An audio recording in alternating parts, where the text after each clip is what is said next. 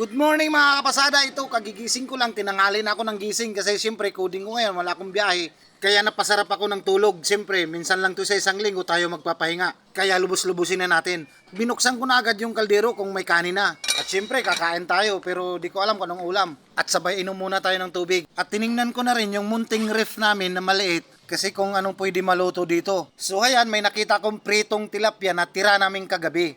At may nakita din akong malunggay. Tiningnan ko pa sa baba kung anong merong gulay dito sa may baba ng ref.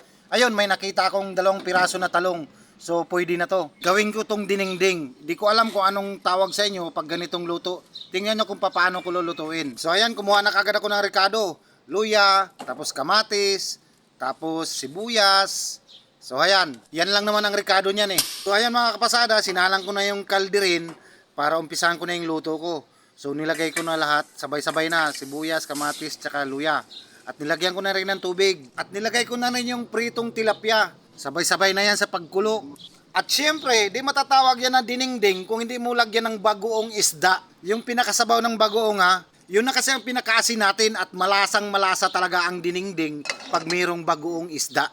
Tsansahin nyo lang, baka aalat din. So ayan, nilagyan ko rin ng tanglad. Pwede rin hindi. Pag ako magluto, gusto ko kasi may tanglad. So ayan, takpan muna natin at pakukuluin muna natin. Maghimay-himay muna ako ng daon ng malunggay habang hindi pa kumukulo. So ayan, kumukulo na, nilalagay ko na kagad yung talong. Kasi talong lang naman talaga ang lulutuin dito eh. Kasi lahat madali lang maluto. Isda, dati lang luto. Tapos yung malunggay, madali lang naman maluto yan eh. Siyempre, pag luto na yung talong, isusunod na natin yung malunggay. Para okay na, luto na kagad lahat.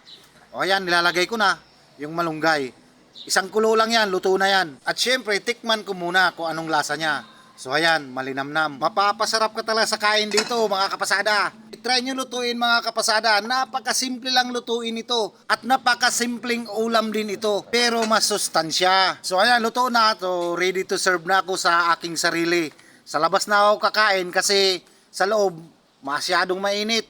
Dito sa labas, meron naman kaming munting lamisa dito sa labas. Kasi pag ganitong ulam na dinengdeng, papawisan ka talaga. At yun, may tuyo pa pala. Yun sigurong ulam ng mga kasama ko. Tuyo. At yun, sinawsaw ko na kagad yung kamay ko sa tubig para magkamay ako. Kasi masarap kumain kung magkamay. Alam nyo kasi pag ganitong mga ulam, gustong gusto ko talaga. Lalo na pag ako nagluluto, siyempre. Kayo mga kapasada, mahilig din ba kayo sa gulay? O mahilig ba kayo sa mga dahon-dahon? Naku, napakasarap yun mga kapasada. Kailangan kasi mga kapasada, i-balance natin yung mga kinakain natin. Gulay, isda, karne. Pag ang tawag niyan ay balanced diet. Tama ba yun? Huwag naman puro karne. Huwag naman puro gulay. Huwag naman puro isda. Kasi nakakasawa din naman talaga sa isang araw na isang klase lang ang uulamin natin. Di ba? Pero ang importante dito, may makain tayo. So ayan, sarap na sarap ako sa kinakain ko mga kapasada. Di ko alam kung pang-almusal ko to o panangalian kasi alas 10 na ng umaga eh. So ayan mga kapasada, tapos na ako kumain at syempre, magligpit tayo. At maghugasan natin yung kinainan natin. Kasi yung mga kasama ko dito sa bahay, tapos na sila kumain, kaya nakakahiya ako ipapahugas ko sa kanila. Di ba? So hanggang dito na lang ako, babay sa inyo lahat.